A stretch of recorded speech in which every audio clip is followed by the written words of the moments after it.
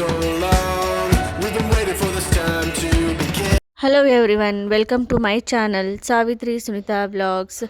ಎಲ್ಲರೂ ಹೆಂಗದಿರಿ? ಎಲ್ಲರೂ ಆರಾಮದಿರಿ ಅಂತ ಅನ್ಕೋತೀನಿ. ನಾವು ಆರಾಮದೀವಿ. ಇವತ್ತು ನೈಟ್ ಊಟಕ್ಕೆ ಅಂತ ಹೇಳಿ ಪಾಲಕ್ ಪನ್ನೀರ್ ಮಸಾಲ ಕರಿ ರೆಸಿಪಿನ ಟ್ರೈ ಮಾಡತ್ತಿದ್ದೆ. ಸೊ ಈ ಒಂದು ರೆಸಿಪಿನ ನಿಮ್ಮ ಜೊತೆ ಶೇರ್ ಮಾಡ್ಕೊಂಡಿದ್ದೀನಿ. ನಾನು ಯಾವ ಥರ ಈ ಒಂದು ರೆಸಿಪಿನ ಮಾಡಿದ್ದೀನಿ ಅಂತ ಪೂರ್ತಿಯಾಗಿ ವಿಡಿಯೋನ ಚೆಕ್ ಮಾಡಿ. ಆ್ಯಕ್ಚುಲಿ ನಾವು ಮನೆಯಲ್ಲಿ ಅವಾಗವಾಗ ಕಾಜು ಕರಿ ಮಸಾಲಾನ ಟ್ರೈ ಮಾಡ್ತಾ ಇರ್ತೀವಿ. ಏನಾದರೂ ಮನೆಯಲ್ಲಿ ಒಕೇಶನ್ ಇದ್ದಾಗ ಅಥವಾ ಮನೆಯಲ್ಲಿ ಎಲ್ಲರೂ ಇದ್ದಾಗ, ಎಲ್ಲರೂ ಮನೆಯಲ್ಲಿ ಬಂದಿರ್ತಾರಲ್ಲ, ಆ ಒಂದು ಟೈಮಲ್ಲಿ ಕಾಜು ಕರಿ ಆಮೇಲೆ ತಂದೂರಿನ ಮನೆಯಲ್ಲಿ ಅವಾಗವಾಗ ಮಾಡ್ತಾ ಇರ್ತೀವಿ.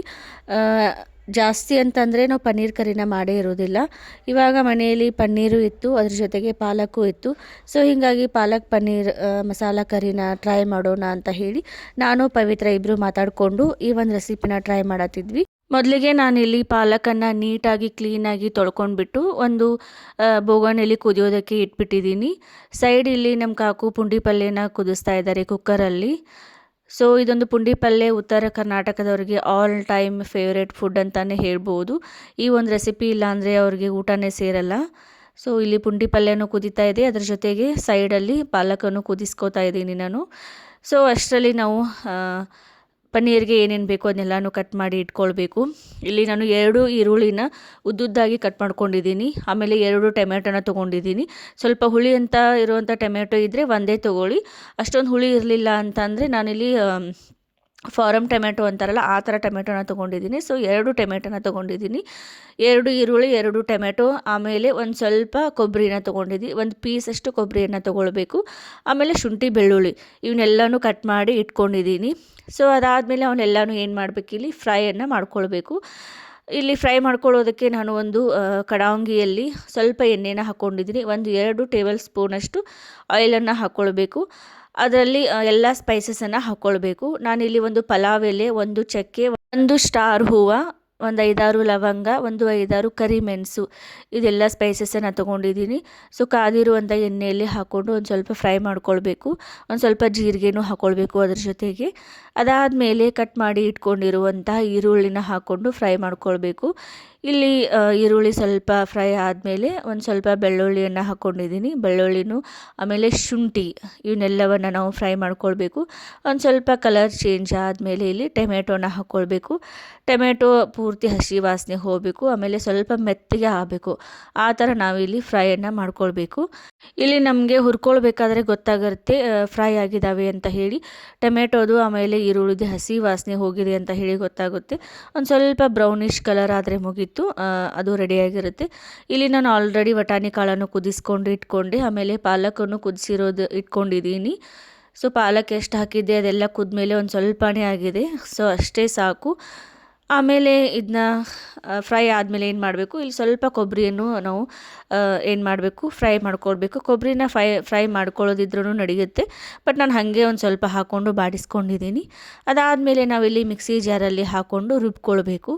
ಕೆಲವೊಬ್ರು ಏನು ಮಾಡ್ತಾರೆ, ಇನ್ನೇನು ಫ್ರೈ ಮಾಡ್ಕೊಳ್ಳಾರ್ದೆ ಹಾಗೇ ಮಿಕ್ಸಿ ಜಾರಲ್ಲಿ ಹಾಕ್ಕೊಂಡು ಸಣ್ಣ ಮಾಡ್ಕೊಳ್ತಾರೆ.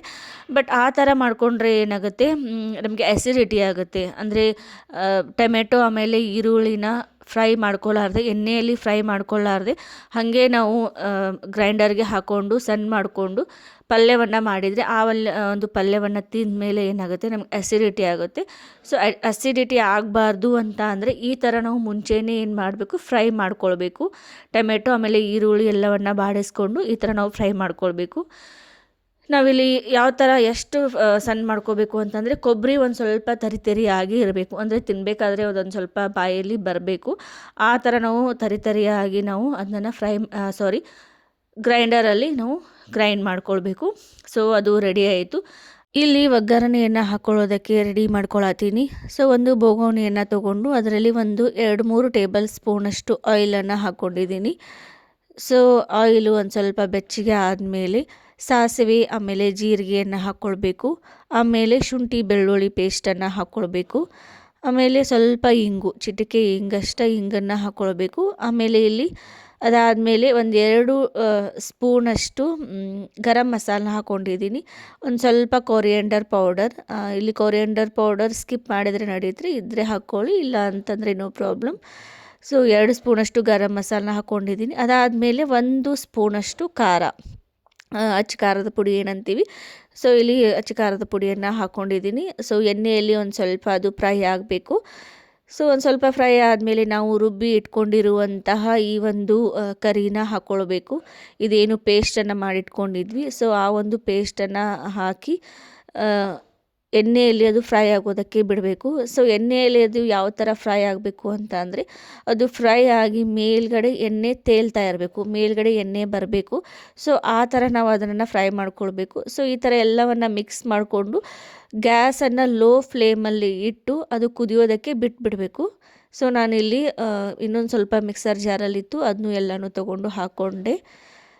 ಸೊ ನಾನಿಲ್ಲಿ ಕುದಿಯೋದಕ್ಕೆ ಬಿಟ್ಬಿಟ್ಟಿದ್ದೀನಿ. ಅಂದರೆ ಇಲ್ಲಿ ತನಕ ನಾವು ನೀರನ್ನು ಹಾಕಬಾರ್ದು, ಆಯಿಲಲ್ಲಿನೇ ಅದು ಫ್ರೈ ಆಗಬೇಕು. ಒಂದು ಸ್ವಲ್ಪ ಉಪ್ಪನ್ನು ಹಾಕ್ಕೊಂಡೆ, ಸ್ವಲ್ಪ ಅಂದರೆ ಒಂದು ಸ್ವಲ್ಪ ರುಚಿಗೆ ತಕ್ಕಷ್ಟು ಉಪ್ಪನ್ನು ಹಾಕ್ಕೊಳ್ಬೇಕು. ಸೊ ಇಲ್ಲಿ ನೀರನ್ನು ಹಾಕಬಾರ್ದು, ಸ್ವಲ್ಪ ಎಣ್ಣೆ ಅದು ಬಿಡೋ ತನಕ, ಏನು ಮೇಲೆ ಎಣ್ಣೆ ಕಟ್ ಅಂತಾರಲ್ಲ, ಸೊ ಅದು ಕಟ್ ಬಿಡಬೇಕು, ಅಲ್ಲಿ ತನಕ ನಾವೇನು ಹಾಕಬಾರ್ದು. ಅದಾದಮೇಲೆ ನಾನಿಲ್ಲಿ ಸ್ವಲ್ಪ ಮೊಸರನ್ನು ಹಾಕ್ಕೊಂಡಿದ್ದೀನಿ. ಮೊಸರು ನಾವು ಬೇಕಾದರೆ ಹಾಕ್ಕೊಳ್ಬೋದು, ಇಲ್ಲ ಅಂತ ಅಂದರೆ ಇಲ್ಲ. ನಮ್ಮ ಮನೆಯಲ್ಲಿ ಒಂದು ಸ್ವಲ್ಪ ಮೊಸರಿತ್ತು, ಸೊ ಮೊಸರನ್ನು ಹಾಕ್ಕೊಂಡಿದ್ದೀನಿ. ಮೊಸರು ಹಾಕಿದರೆ ಏನಾಗುತ್ತೆ ಅಂದರೆ ಒಂದು ಸ್ವಲ್ಪ ಕ್ರೀಮಿ ಟೆಕ್ಸ್ಚರಲ್ಲಿ ಬರುತ್ತೆ.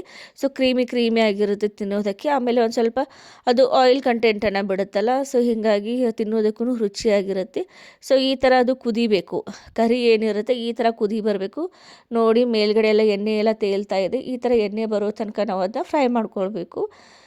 ಅದಾದಮೇಲೆ ನಾವು ನೀರನ್ನು ಹಾಕ್ಕೊಳ್ಬೇಕು. ಇಲ್ಲಿ ಜಾಸ್ತಿ ನೀರು ಹಾಕ್ಕೋಬಾರ್ದು, ಜಾಸ್ತಿ ನೀರು ಹಾಕ್ಕೊಂಡ್ಬಿಟ್ರೆ ಏನಾಗುತ್ತೆ, ತೆಳುವಾಗುತ್ತೆ, ಕರಿ ಅಷ್ಟೊಂದು ತಿನ್ನೋದಕ್ಕೆ ರುಚಿಯಾಗಿರಲ್ಲ. ಒಂದು ಸ್ವಲ್ಪ ಗಟ್ಟಿಯಾಗಿಯೇ ಇದನ್ನು ನಾವು ಮಾಡ್ಕೊಳ್ಬೇಕು. ಒಂದು ಸ್ವಲ್ಪ ನಾನು ನೀರನ್ನು ಹಾಕ್ಕೊಂಡೆ. ನೋಡಿ ಈ ಥರ ಗಟ್ಟಿ ಆದರೆ ಸಾಕು. ಆ್ಯಕ್ಚುಲಿ ಇದಕ್ಕಿಂತಲೂ ಇನ್ನೂ ಒಂದು ಸ್ವಲ್ಪ ಗಟ್ಟಿನೇ ಆಗಬೇಕು, ಇದಕ್ಕಿಂತ ಒಂದು ಸ್ವಲ್ಪ ಗಟ್ಟಿ ಆದರೆ ಇನ್ನೂ ರುಚಿಯಾಗಿರುತ್ತೆ. ಇಲ್ಲಿ ನಮ್ಮಮ್ಮ ಚಪಾತಿ ಮಾಡೋದಕ್ಕೆ ಎಲ್ಲನೂ ರೆಡಿ ಮಾಡ್ಕೊಳತ್ತಾರು. ಅಂದರೆ ಕರಿ ಜೊತೆ ತಿನ್ನೋದಕ್ಕೆ ತಂದೂರಿನೂ ಮಾಡ್ಕೊಳ್ಬೋದು, ಇಲ್ಲ ಅಂತಂದರೆ ಚಪಾತಿನ ಮಾಡ್ಕೋಬೋದು. Chapati it is a good for health. So ಹೀಗಾಗಿ ಚಪಾತಿನೇ ಮಾಡತ್ತಿದ್ರು ನಮ್ಮಮ್ಮ. ಸೊ ಇಲ್ಲಿ ಕರಿ ಆಲ್ಮೋಸ್ಟ್ ಎಲ್ಲ ರೆಡಿ ಆಯಿತು. ಈ ಥರ ಎಲ್ಲ ಕುದೀತಾ ಇದೆ. ಈ ಥರ ಕುದಿ ಬರಬೇಕಾದ್ರೇ ನಾವು ಪನ್ನೀರನ್ನು ಹಾಕ್ಕೊಳ್ಬೇಕು.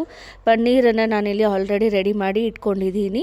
ಅಂದರೆ ಪನ್ನೀರನ್ನು ಚಿಕ್ಕದಾಗಿ ಪೀಸ್ ಮಾಡಿಕೊಂಡು ಆಯಿಲ್ ಅಥವಾ ತುಪ್ಪದಲ್ಲಿ ಅದನ್ನು ಸ್ವಲ್ಪ ಫ್ರೈ ಮಾಡ್ಕೊಳ್ಬೇಕು. ಸ್ವಲ್ಪ ಬ್ರೌನಿಷ್ ಕಲರ್ ಬರಬೇಕು, ಆ ಥರದಲ್ಲಿ ಅವನನ್ನು ಫ್ರೈ ಮಾಡಿಟ್ಕೊಂಡು ಪಲ್ಯ ಎಲ್ಲ ಕುದಿಯೋ ಟೈಮಲ್ಲಿ ಅವನನ್ನು ಮಿಕ್ಸ್ ಮಾಡ್ಕೊಳ್ಬೇಕು. ಆಮೇಲೆ ನಾನಿಲ್ಲಿ ಹಸಿ ಬಟಾಣಿಯನ್ನು ತೊಗೊಂಡಿದ್ದೆ. ಹಸಿ ಬಟಾಣಿಯನ್ನು ಮತ್ತೊಂದು ಸಲ ಕುದಿಸ್ಕೊಂಡಿದ್ದೆ. ಸೊ ಕುದಿಸಿರುವಂಥ ಬಟಾಣಿನೂ ಹಾಕಿ ಇಲ್ಲಿ ಮಿಕ್ಸ್ ಮಾಡ್ಕೊಳತ್ತೀನಿ.